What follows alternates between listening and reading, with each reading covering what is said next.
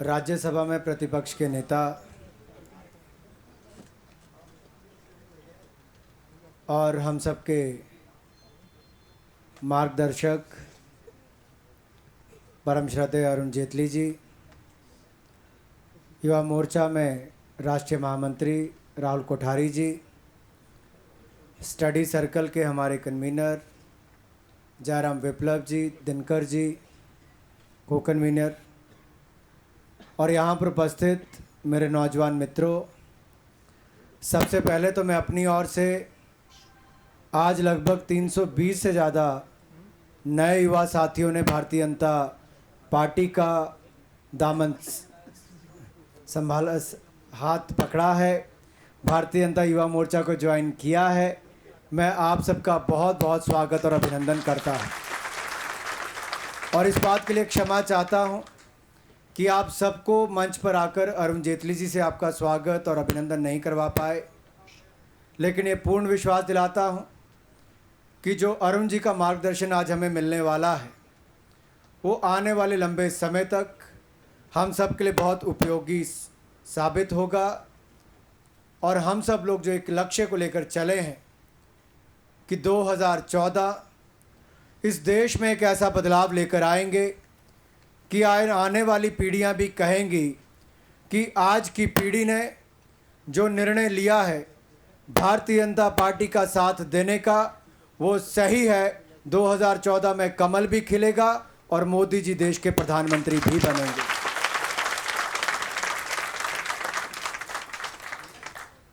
Study circle वालों ने बहुत अच्छा टॉपिक भी चुना है, political leadership what young India wants. जब युवा भारत की बात आती है तो मुझे लगता है youth being the largest stake holder, you should play a very important role in the nation building process। दुनिया के सबसे बड़े लोकतंत्र में, दुनिया के सबसे युवा राष्ट्र में अगर युवाओं की भूमिका नहीं होगी तो किसकी होगी। और युवाओं ने अगर मन में ये ठान लिया है कि किस तरह की लीडरशिप चाहिए, और युवाओं ने अगर ये ठान लिया है कि हमें एक मजबूत, दूरदर्शी और निर्णायक नेता चाहिए, तो वो कोई और नहीं, इस देश में आज एक ही व्यक्ति के नाम पर हवा ही नहीं सुनामी चल रही है, तो कोई और नहीं, नरेंद्र मोदी जी हैं। Yes, young India wants a strong leader, visionary leader and A decisive leader, a leader who Leeds from the front end who fights for the people of India.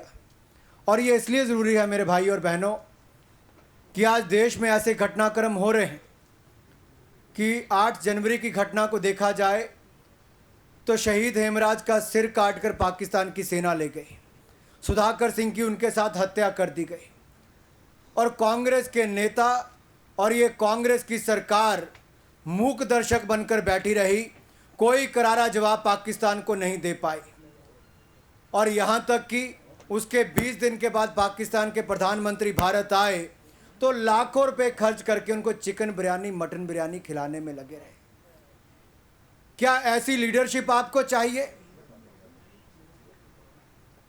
और उसके बाद क्या हुआ?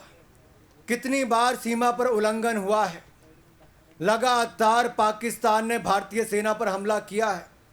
5 अगस्त की घटना को देख लीजिए, पार्लियामेंट का मॉनसून सत्र की शुरुआत हुई थी कि 5 और नौजवान सैनिकों को मार दिया गया। 4 21वीं बिहार रेजिमेंट के थे और एक मराठा लाइट इन्फेंट्री रेजिमेंट का था। सबकी उम्र 23 से 35 वर्ष के बीच में थी। हमारी देश की सरकार ने तो कुछ नहीं किया, केवल पर्दा डालने का काम किया। और हमारे डिफेंस मिनिस्टर ने तो यहाँ तक कह दिया कि ये पाकिस्तान के घुसपैठियों ने उन्होंने मारा है। यहाँ तक भी नहीं कहा कि पाकिस्तान की आर्मी ने मारा है। क्या हमारे देश के रक्षा मंत्री भारत के रक्षा मंत्री हैं, पाकिस्तान के रक्षा मंत्री हैं? क्या उनको भारत की आवाज़ बुलंद करनी चाहिए थी कि पाकिस्तान की करनी चाहिए थी? ये युवा मोर्चा ने उसी दिन रक्षा मंत्री के घर का घेराव किया और उनको वहाँ पर पकड़ा। सारे टीवी चैनल्स ने आपको दिखाया। अगले दिन जब उनके ऊपर प्रभाव पड़ा तो लोकसभा में आकर उनको अपना बयान वापस लेना पड़ा और ये कहना पड़ा कि पाकिस्तान की सेना ने भारत की सेना को मारा है। लेकिन केवल यही बात मित्रों ख़त्म नहीं होती है।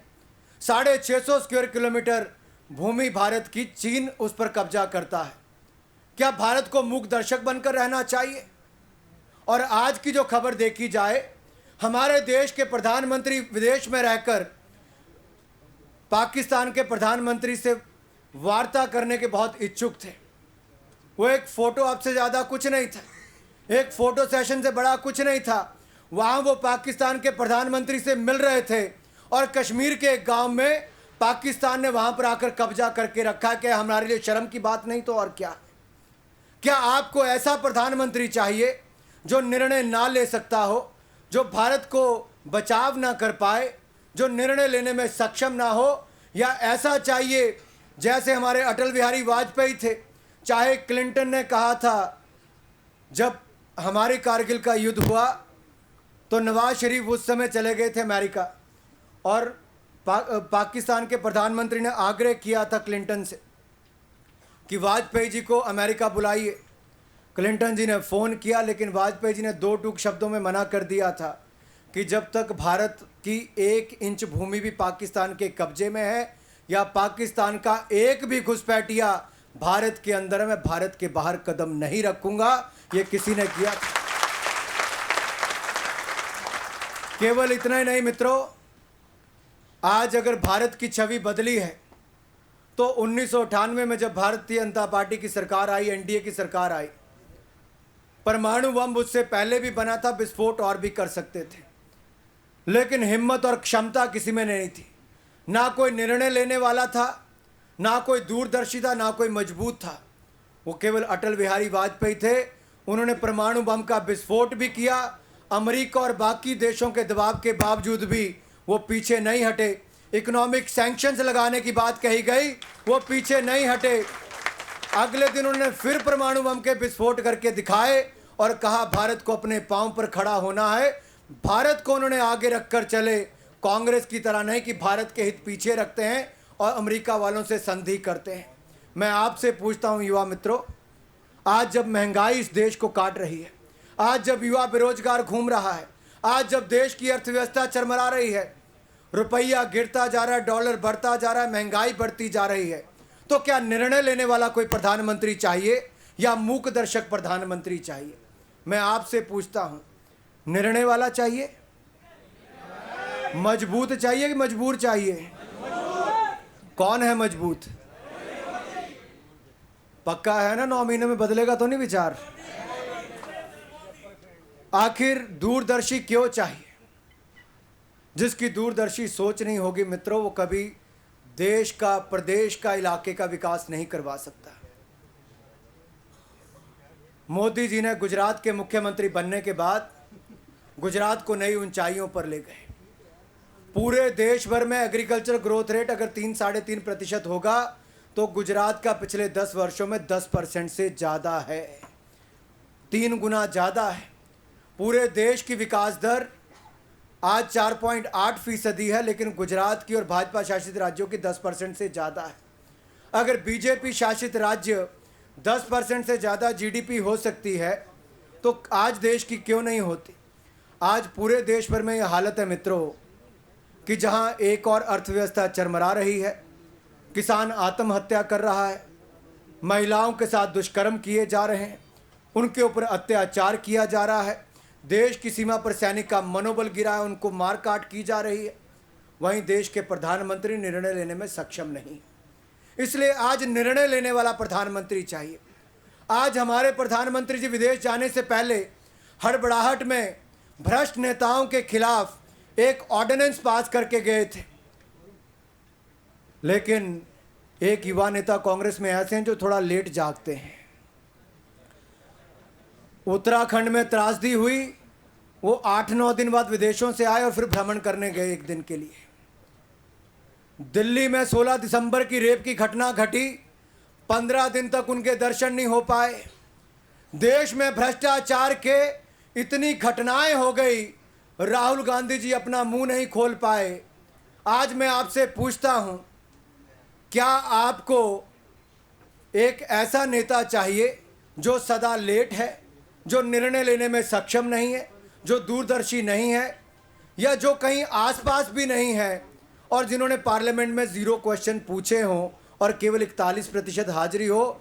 वैसा चाहिए कि जिसने गुजरात को देश में नंबर 1 राज्य बनाया है, वैसा चाहिए। नंबर 1 राज्य वाला चाहिए कि, क्योंकि आज तो यंग इंडिया के ऊपर है कि आप क्या चाहते हैं। What young India wants, what kind of leadership do you want, ये आपके ऊपर निर्भर करता है। और अरुण जी ने एक बड़ी खूबसूरत लाइन बहुत दिन पहले कही थी कि भारत की राजनीति के इतिहास में ये एक ऐसा बड़ा बदलाव इस चुनाव में आने वाला है, कोई व्यक्ति आज तक शायद इतना लोकप्रिय नहीं हुआ, या इस तरह के चुनाव भारत में पहले नहीं हुए कि लोगों ने सीधा प्रधानमंत्री के लिए वोट किया हो। आज पूरे देश में एक ही हवा चल रही है। चाहे रिवाड़ी का कार्यक्रम था और उसके बाद त्रिची साउथ इंडिया में, मैं वहाँ तो मैं व्यक्तिगत तौर पर मौजूद था। तमिलनाडु के त्रिची में, तमिलनाडु में जहाँ पर हमारी एक सीट तक नहीं आती है, वहाँ पर भी 2 लाख से ज़्यादा लोग इकट्ठे हों, पाँव रखने की जगह ना हो, पीछे फ्लाईओवर पूरा भरा पड़ा हो, उसके पीछे जो प्लॉट्स खाली थे वहाँ पर लोग भरे पड़े हों, इतने लोग कोई इकट्ठे करके बुला नहीं सकता। ये मोदी जी के नाम पर आ रहे हैं। भारतीय जनता पार्टी को विकल्प के रूप में देख रहा है। जब अरुण जी ने पहली बार बात कही कि लोग यहाँ पर रेफरेंडम देंगे लीडरशिप के नाम पर, मुझे लगता था कि यह भारत में होगा, लेकिन पिछले 1 महीने के अंदर हवा इतनी ज़्यादा बदली है मित्रों कि आज मैं अभी पलवल से आ रहा हूँ, फरीदाबाद के एक छोटी सी बस्ती से, गांव से, सेक्टर 2। वहाँ लगभग 10,000 से ज़्यादा लोग इकट्ठे थे। गांव का किसान हो, नौजवान हो, महिला हो, आज आपको कहने की ज़रूरत है कि आपको देश का प्रधानमंत्री कैसा चाहिए। एक व्यक्ति का नाम केवल आता है।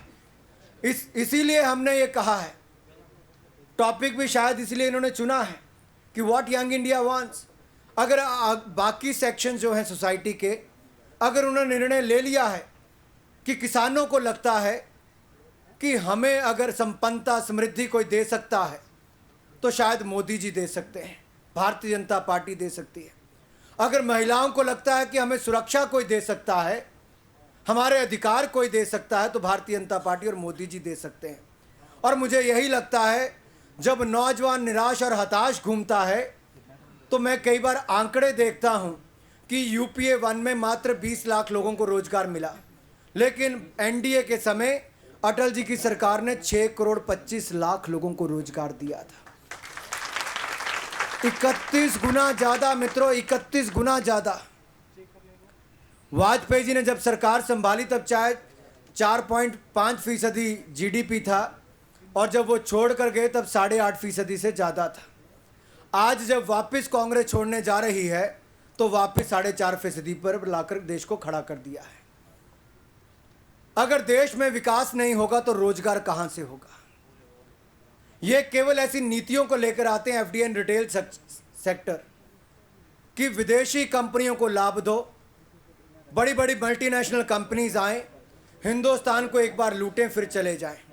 लेकिन मैं आपसे कहना चाहता हूं मित्रों, अगर हिंदुस्तान का नौजवान दुनिया भर में जाकर भारत का नाम रोशन कर सकता है, किसी भी क्षेत्र में हो, आईटी हो, साइंटिस्ट हो, दुकानदार हो, व्यापारी हो, कॉरपोरेट हाउस से हो, अगर हर भारतीय ने नाम रोशन किया है, तो क्या हिंदुस्तान में आज हम विदेशी कंपनियों पर निर्भर रहेंगे? क्या भारत में आज ये दुर्दशा हो गई है कि जब एनडीए की सरकार छोड़कर गई थी तब 12 किलोमीटर नेशनल हाईवे एक दिन में बनते थे, आज 3 किलोमीटर से कम बनते हैं। ये आपके सामने है। 27,000 किलोमीटर से ज़्यादा सड़कें हमने 5 वर्ष में बना कर दी। कांग्रेस ने पिछले 5 वर्षों में मात्र 3,999 सड़कें बना कर दी है। कांग्रेस हमारे सामने विकास के मुद्दे पर कहीं खड़ी नहीं होती। आज हिंदुस्तान में जितनी नौकरियां मिली हैं उनकी 70% नौकरियां भाजपा शासित राज्यों ने दी हैं। अगर हम रोजगार दे सकते हैं प्रदेशों में, अगर हम कृषि विकास दर दे सकते हैं प्रदेशों में, अगर हम सबसे ज़्यादा विकास दर दे सकते हैं अपने प्रदेशों में, तो हम देश में भी दे सकते हैं और आकर देंगे, आपको रोजगार भी देंगे। इस बात का आपको विश्वास दिलाता हूं। केवल इतना ही नहीं मित्रों, एक के बाद एक स्टेट का देखिए, मध्य प्रदेश, बीमारू राज्य गिना जाता था, बिहार बीमारू राज्य गिना जाता था। छत्तीसगढ़ को जब मुक्ति मिली, अलग राज्य बना, तब क्या इनकी ग्रोथ रेट थी? Madhya Pradesh -1.26 growth rate, Chhattisgarh 0.26। आज भाजपा ने कहाँ लाकर खड़ा कर दिया? पिछले 10 वर्षों की एवरेज ग्रोथ रेट देखें तो 10% से ज़्यादा हमारे मुख्यमंत्रियों ने दी है। इसलिए हम बार बार लगातार चुनते चले आ रहे हैं।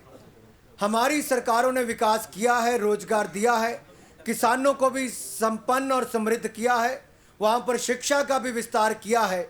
लेकिन केंद्र की सरकार ने तो आज आपके लिए शिक्षा भी महंगी कर दी है और रोजगार तो दूर दूर की बात कर दी है। मित्रों, आज हम कहते हैं कि हमें अच्छी एजुकेशन चाहिए, स्किल डेवलपमेंट सेंटर्स चाहिए।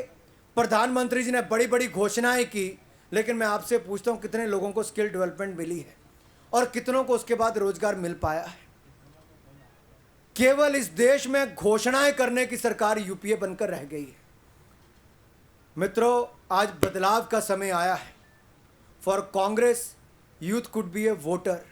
For us, youth is present, future and change maker of today. आइए आज इकट्ठे हों, एक ताकत के रूप में बनकर उभरें और स्वामी विवेकानंद जी की 150वीं जयंती के अवसर पर, जो 60 सदी हम कहते हैं, 150वें वर्ष पर जो उन्होंने युवाओं के लिए एक बात कही थी, उठो जागो और रुको मत जब तक मंजिल प्राप्त ना हो जाए। आइए आज संकल्प लेकर जाएं। आज 2 महान नेताओं का जन्मदिन भी है, लाल बहादुर शास्त्री जी और गांधी जी। आज हम ये संकल्प लेकर जाएं कि जो सपना हमारे महान नेताओं ने देखा था उसको पूरा करेंगे। और विशेष तौर पर गांधी जी ने तो कहा था कि कांग्रेस मुक्त भारत का निर्माण करेंगे, पूरा करेंगे गांधी जी का अरमान, करेंगे कांग्रेस मुक्त भारत का निर्माण। और आज इसी संकल्प को लेकर जाएंगे। मुझे पूर्ण आशा है कि जिस स्ट्रॉन्ग, विजनरी, डिसाइसिव लीडरशिप की हम बात करते हैं, ऐसे ही मजबूत, दूरदर्शी, निर्णायक नेता नरेंद्र मोदी को देश का प्रधानमंत्री बनाएंगे और भारत को दुनिया की महान शक्ति बनाकर देंगे। आपका भारतीय जनता युवा मोर्चा में हार्दिक स्वागत, अभिनंदन। जय हिंद, जय भारत।